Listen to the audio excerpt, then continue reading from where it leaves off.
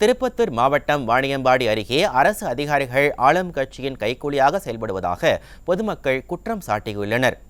உதயேந்திரம் பேரூராட்சிக்கு உட்பட்ட சம்மந்திக்குப்பம் பகுதியில் ஊராட்சி நிர்வாகம் சார்பில் கழிவுநீர் கால்வாய் அமைக்கும் பணிகள் நடைபெற்று வருகின்றன.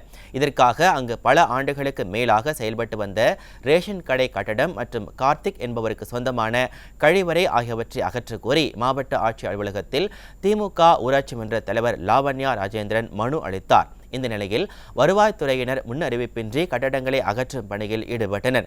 அப்போது அங்கு வந்த பொதுமக்கள் மற்றும் கார்த்திக் குடும்பத்தினர் அதிகாரிகளுடன் கடும் வாக்குவாதத்தில் ஈடுபட்டனர். மேலும் திமுக பிரமுகர் மனு கொடுத்த அடுத்த நாளே நடவடிக்கை எடுப்பதாக பொதுமக்கள் குற்றம் சாட்டியுள்ளனர். நேற்றுதான் மனு கொடுத்தார்கள் ஊராட்சி மன்ற தலைவர்கள்.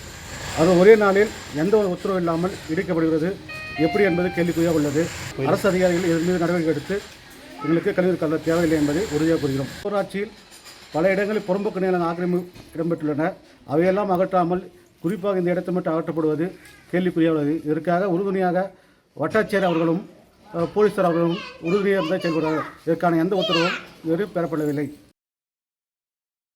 பொதுமக்களுக்காக தான் அரசாங்கம் பொதுமக்கள் இல்லை. அதனால் நீங்கள் அரசாங்கத்தை சொல்லி அந்த மோரை இங்கே வேணாம் என்று பெருமையாக தெரிஞ்சுக்கிறோம். அதுவும் இல்லாமல் இந்த ஊரில் பார்த்தீங்கன்னு வச்சுக்கோ, ஒரு ஆம்புலன்ஸ் வந்து வெளியே கிடையாது. அது வெளியே பூரா ஆக்கிரமிச்சு பண்ணிக்கிறாங்க அவங்க ஊருக்காரங்க. மோரி வெளியே வருது. ஒரு போன மாதத்துக்குள்ள கர்ப்பிணி பண்ணி சென்டரில் இடுபலி பண்ணுறாங்க.